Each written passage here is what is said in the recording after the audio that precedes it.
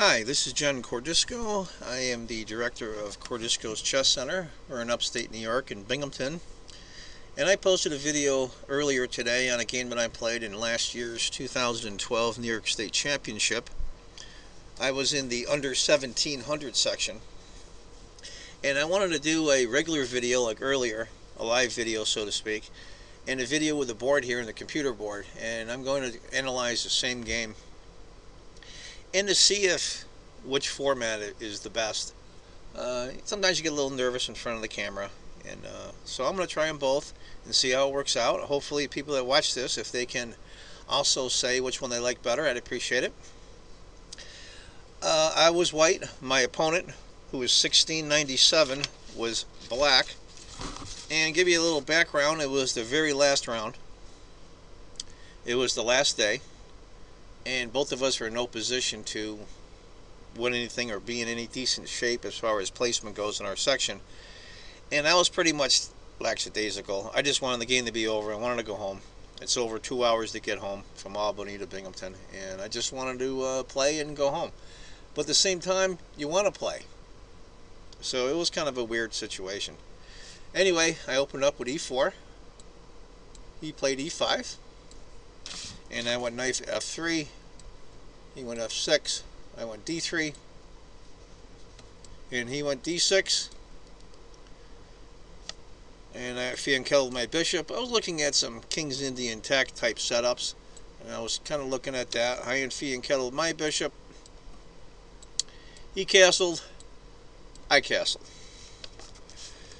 And he went bishop g4, pitting the knight. And I went c3. I know it blocks out this knight, but my plan was to go knight here, and then knight here, and then later queen here, after I got my dark square bishop out. He went knight c6, developed his other knight, and I went knight on b to d2, to back up this knight, so I can move my queen. He went h6, and I went queen c2. My thoughts were, push this pawn, open up this file here, bring the rook, and dominate this file. That was somewhat of my plan. He went knight h7. Of course, you can tell he wants to go here next. I went b3, and I'll be perfectly honest with you. This has been almost a year now. Well, about 6 months, 7 months. I still haven't figured out why I did this move. I really don't. Sometimes you just mentally, you just do it, and later you don't know why, and that's the way it goes. And all players do that, even the world-class players. I'll see them later, and they'll say, I don't have the slightest idea why I did that. Anyway, knight to g5, and I played knight takes, and he played bishop takes. I probably should have left my knight here, but I think it comes out the same. I went knight f3, getting the knight back in my king area, also on his side. He moved bishop back to e7. I went bishop e3, and he went f5. Here he comes. Now at this point, we're moving fairly quickly, at least I am, because I care but I don't care. It's kind of weird to describe. And this is where I blow it big time. Instead of retreating my dart-squared bishop or taking his f-pawn, I do a move to this day. Again, I cannot figure out why. I think by moving my knight to e1, I think I was thinking things like moving my f-pawn. To this day, I really don't know. He went f4. Now, I have to take. I'm going to lose the exchange. And how am I going to do that? Well, my move knight to e1 boxed in my rook. He can't get out. And once this pawn chases off my light squared bishop, this bishop's going to come here, and I'm going to lose the exchange. And of course, that's exactly what happened. I went bishop d2. He went f3. Moved bishop h1. He went bishop a3, attacking my rook. I can't block because the pawn will take. So knight takes pawn. Bishop takes rook. And rook takes bishop. Right now, to tell you the truth, I was pretty upset. Chess players, when they make a mistake like that, they can feel the flushness in their face, and they're pretty upset, and I was, and it's pretty disgusted too with myself mostly. Just to point out, I'm playing this on the computer. You can't see it on your screen, but the score and the suggested moves is on the right-hand side. And even being down the exchange, they do have a pawn and a bishop for the rook. I noticed that the score is exactly 0.00, which is exactly even, which is interesting. It's funny how you perceive things. When I lost the exchange and I got a pawn for it, I thought I was losing badly. I see now it's basically even, but it's kind of interesting. Anyway, this is when I got kind of upset. And I thought to myself, you know, put yourself back in the game. Come on, let's get it together. And I went queen to d7, or he did. I went knight to e1 again. I wanted to open up this f file. I was just going to start storming pawns. At this point, I was just lashing out. He went rook to f7. I went queen to d1. I want my queen to come up in this area in here. I got a lot of uses for her. Of course, he doubled up his rooks. And I went bishop e3.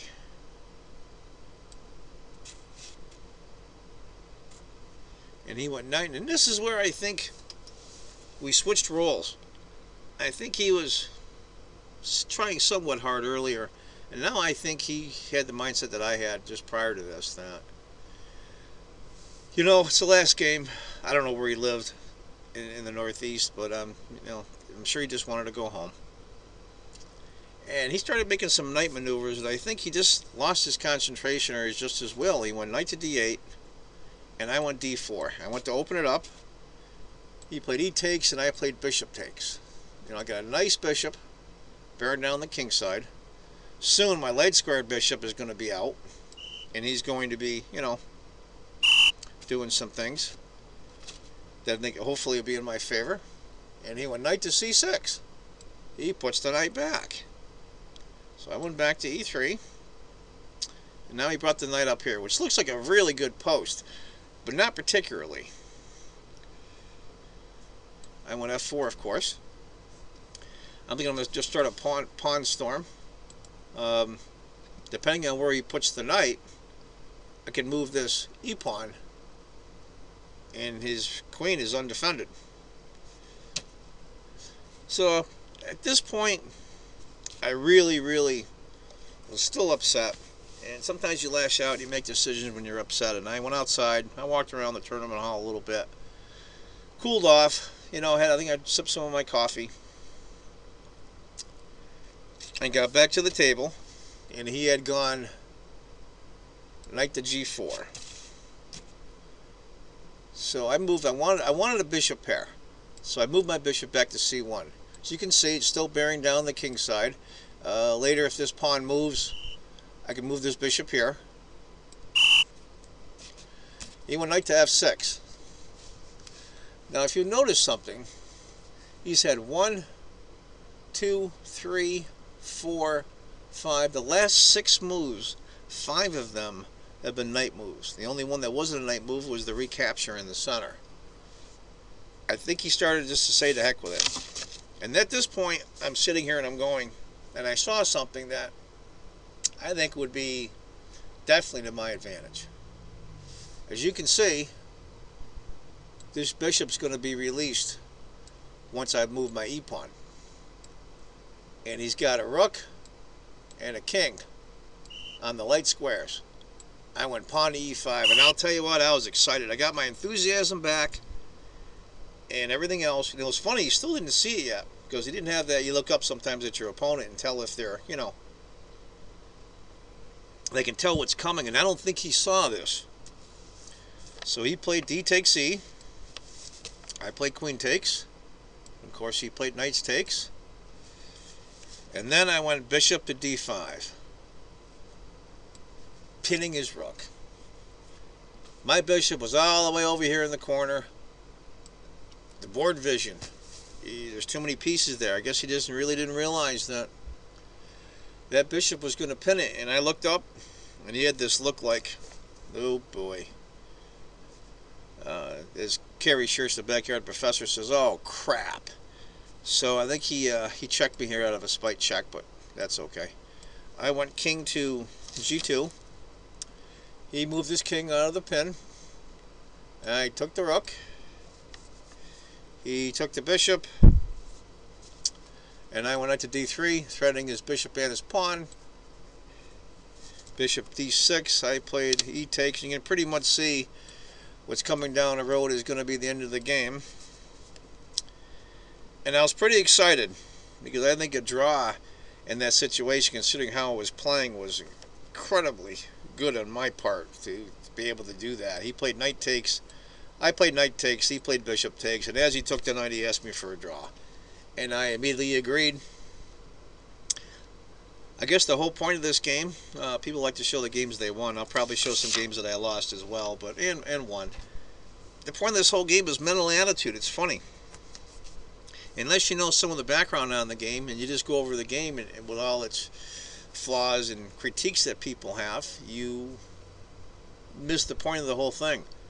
And the point was, I got up, I cooled off, threw some water on my face, had a drink of coffee, cleared my head a little bit, stopped being angry, and sat down. And that was exactly the right time, because at that time he turned out to be what I was doing early in the game.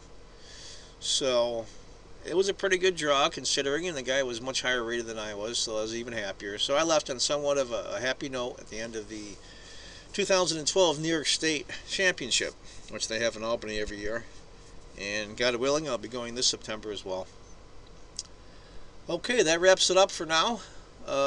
Thanks for watching. Please leave some comments. Which one you like better, the actual live video or the video here with the computer board. They're both the same game. I'm just curious which one people like the best. I'm having trouble, even though YouTube says I can record videos over 15 minutes.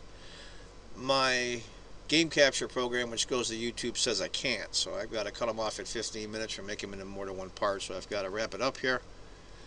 Thanks for watching. Any suggestions, even criticisms, feel free to leave in the comment section. And one of my favorite sayings is, if you think chess is just a game, you're not playing it right. And as my buddy Carrie Schurz, the backyard professor, says, goodbye for now, and I will see you in the next video. Bye-bye, everybody.